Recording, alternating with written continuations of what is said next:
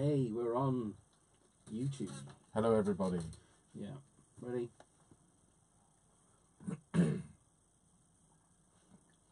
Ready? Yeah, I'm just clearing my throat. I had something in my... Oh, God. Such a prima donna, aren't you? What Right. on? Hello, everybody. Hello, everybody. 3, 2, 1. Hey, I'm Pavo. And I'm Neil. And welcome to That's No Moon, It's a podcast. your weekly digest of all the Star Wars news you need to know with Neil's little notes in his little Star Wars notebook. It is nice, isn't it? It's very Episode 68. Get a load of that. Episode 68. Right, so... We're close to the magic number. We are.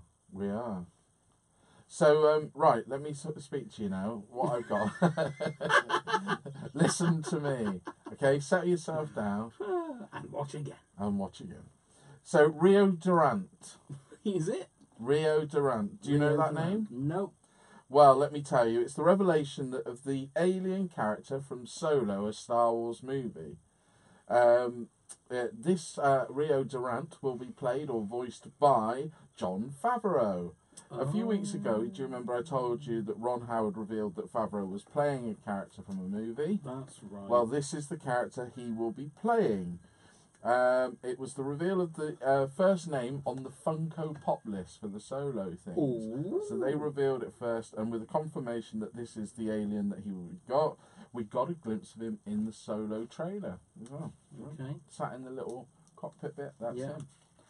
Rio Grande. Rio Durant. Rio Durant. Durant. Yeah. So I just thought I'd bring that up first because that was quite interesting. Because speaking of Jon Favreau... Well, I mean, Jon Favreau... He's in the news quite a lot, he's Star Wars. In the Star Wars He has news. been announced via StarWars.com as the producer and writer of the live-action TV show that will be found on the Disney streaming service, which is due to be launched sometime in 2019.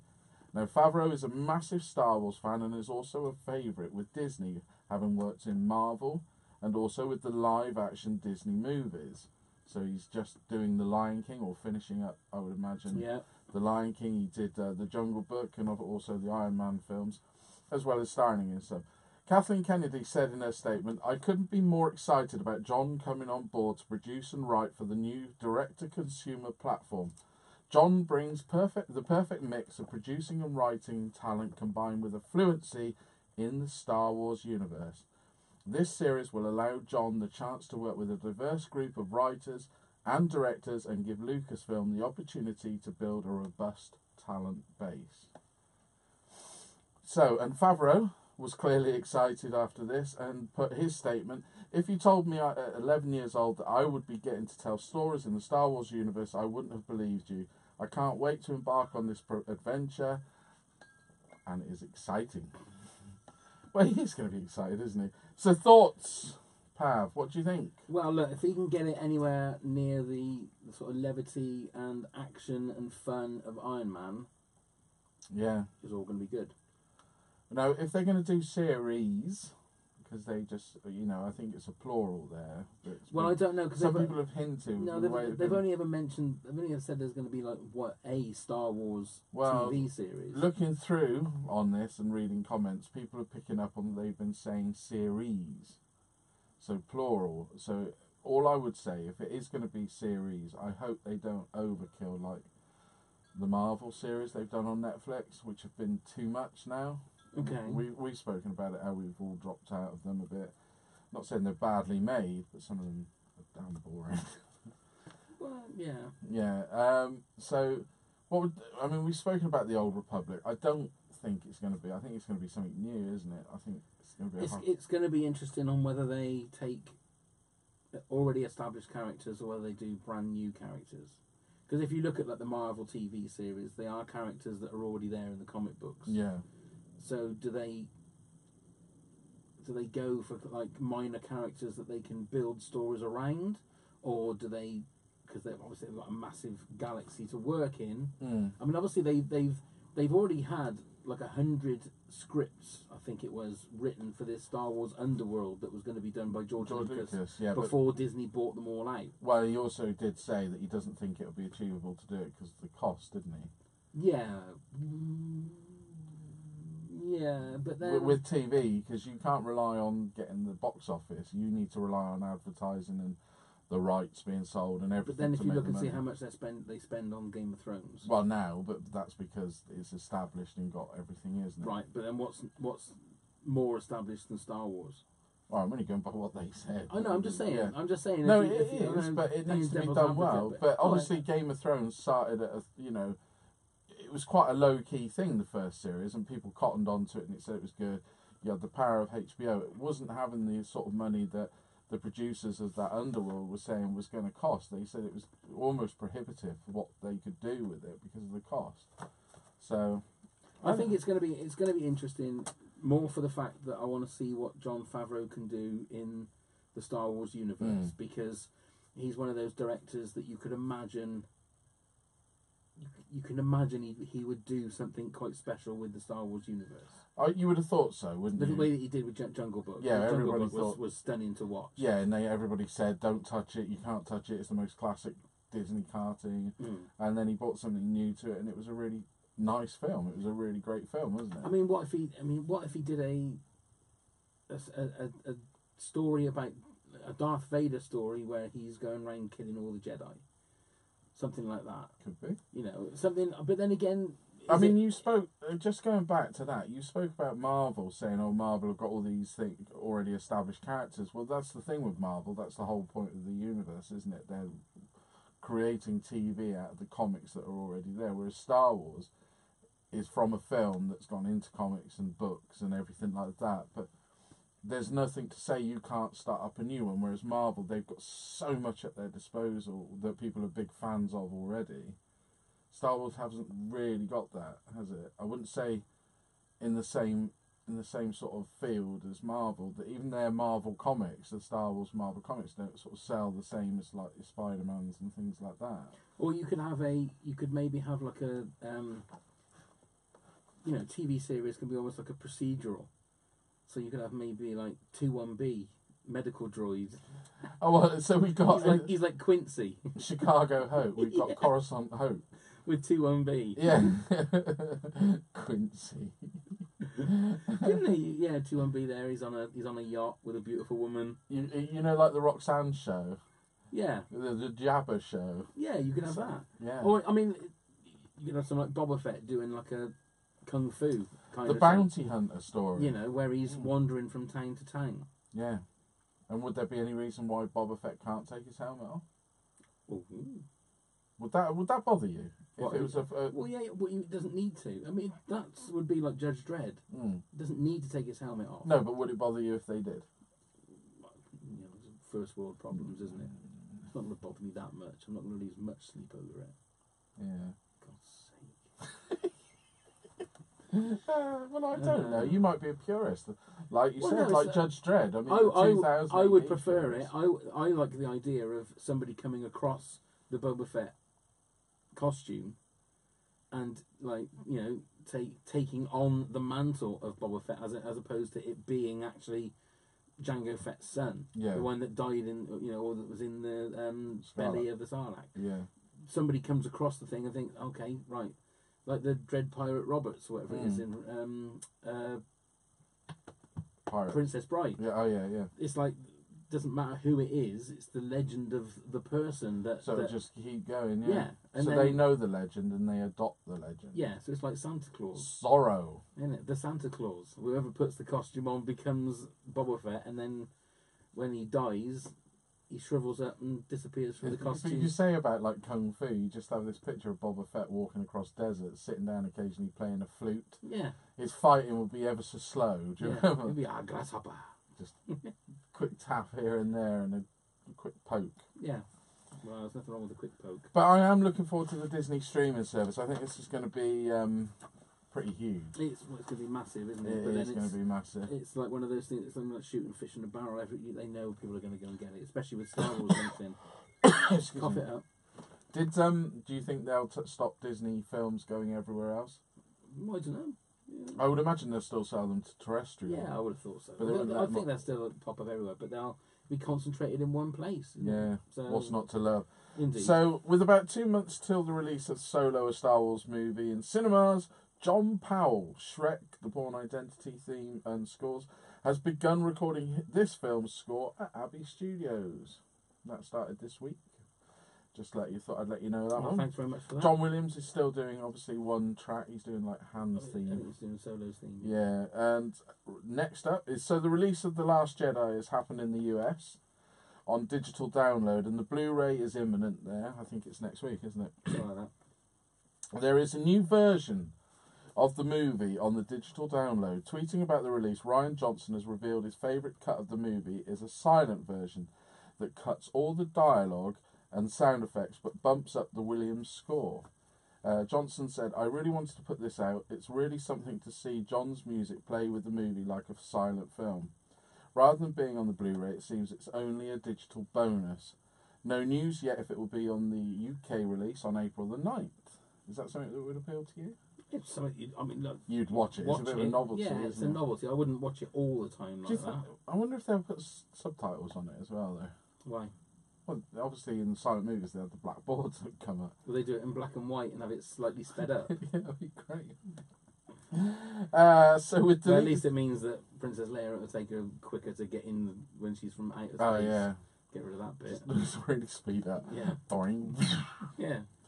So with deleted scenes of The Last Jedi turning up at different clips all over the place, what will be on the home release extras? Now I've got the release here of exactly what's on there. Okay.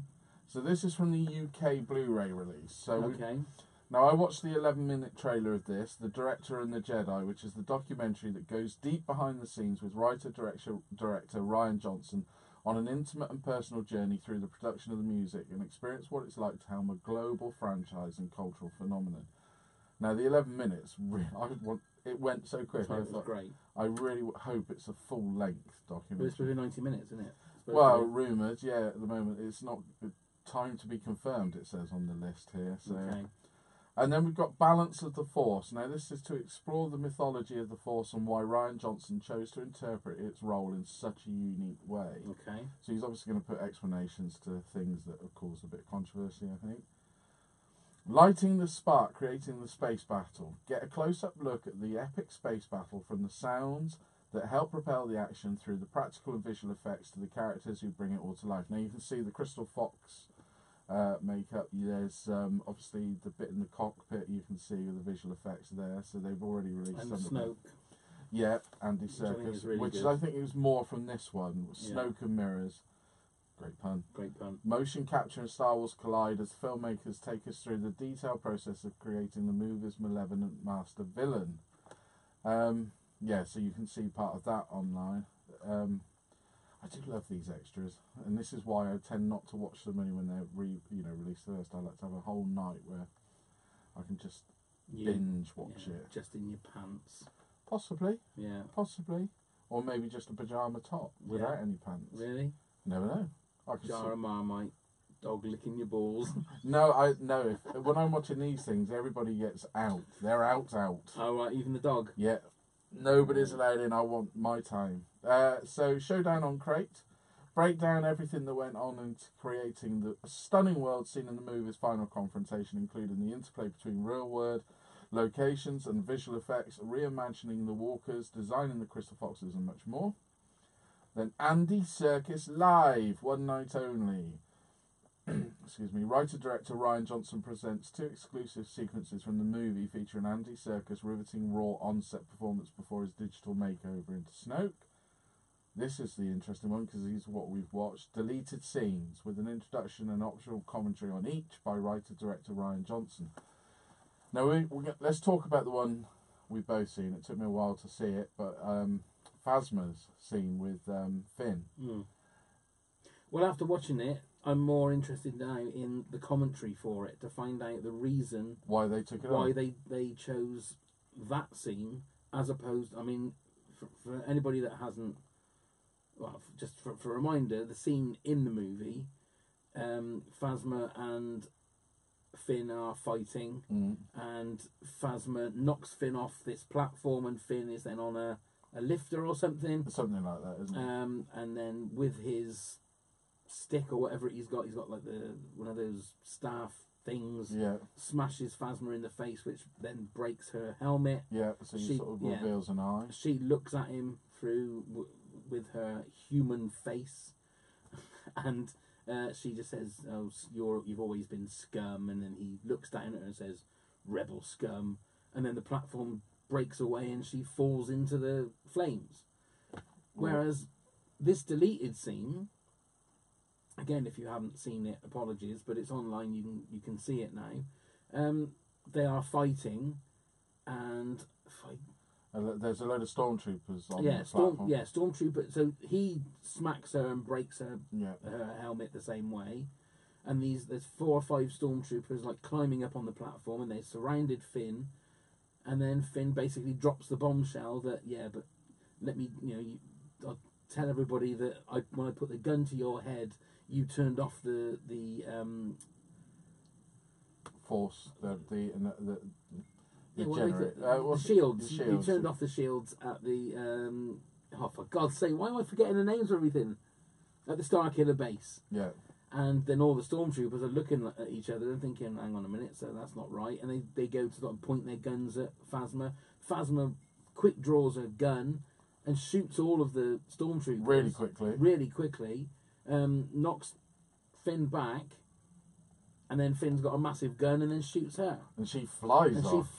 No, it was just a great scene. Really is a great scene. So this is why it'd be interesting to find out why it was cut, because I actually think it works really well. Yeah, it just and it gave Phasma something cool. That she's a cool, calculated, cold killer.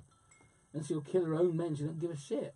Now, so in the original, she's fallen off, so say, into the fiery depths. Has she? Is this going to be another thing? She's got. Yeah. Why would you bring her back again? Well, because she didn't really do a lot this time, did she? No. Well, there's no reason to bring her back again. She looks cool. Well, yeah, but we'll have a new one. You never know. We never know what people do we? So the last but not least on this Blu-ray release is the audio commentary, the view from the movie, in-depth feature audio commentary by writer-director Rian Johnson, which I always love a commentary. You watched the other one yet? I have, yeah. And it was really good. Yeah. Did you learn anything you didn't know before? It was interesting bits that were shot like in the backlot of Bad Robot, right? That you would never have thought had been shot there. You thought it had been shot on the scene where Finn, Rey, and BB-8, the TIE fighters are attacking them. Yeah. And they run into like this little tent area, and he grabs her hand again because he hears the TIE fighters coming, and she sort of saying, "Let go of my hand," and then they run out. Well, that was on the backlot of Bad Robot. Oh, was it? Yeah, and like I told you before, the scene where Kylo Ren is talking to Snoke with his helmet on, the helmet was all CGI.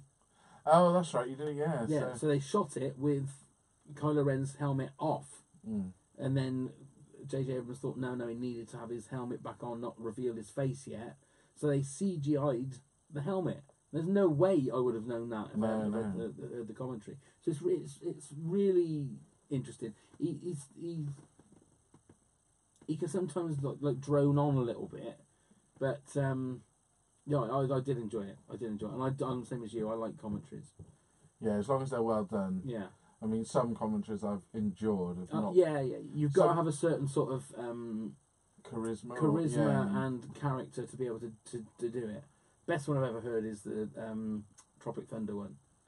What, with Ben Stiller? I've not heard that. Have you not heard that? No. Because in the movie, obviously, you know the story, and Robert Downey Jr. is a method actor that has had his he blacks himself up. The pigment of his skin changed so that he can play a black man. Yeah. And in the movie, when somebody says something about his role, he says, "No, I never finish my role until I've done the DVD commentary," and then the DVD commentary is him in that actor's role. Oh right, so he's in character. So he's still in character for the DVD commentary. So he's talking in the black man's voice. So like the Spinal Tap one, it's actual Spinal Tap. Yeah.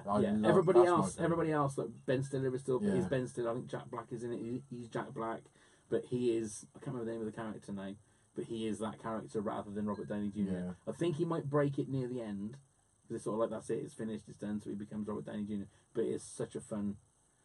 I've always meant to have a look and see whether the Alan Partridge one had a commentary.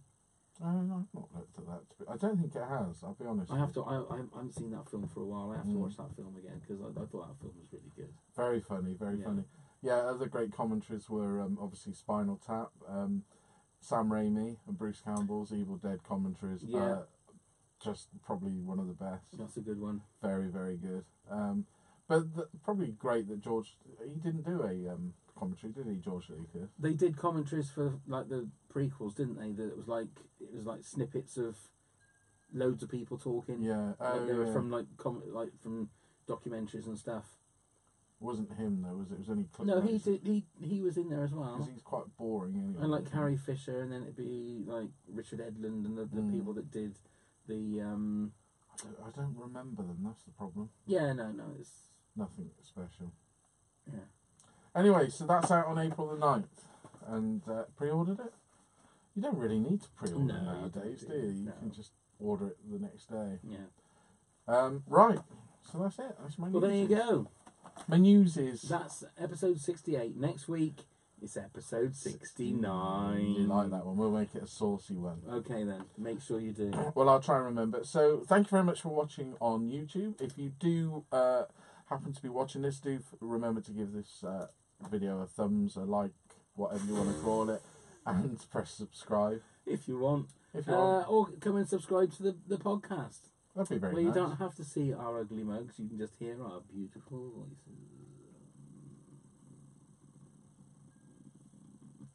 Yes, and it's episode 69 next week. Come and subscribe on Apple Podcasts and leave a review and a rating.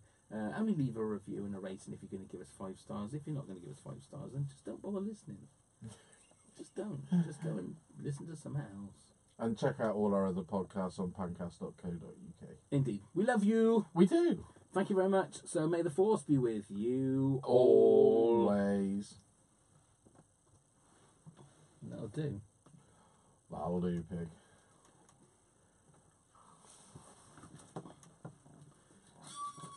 Right, you're going to have to...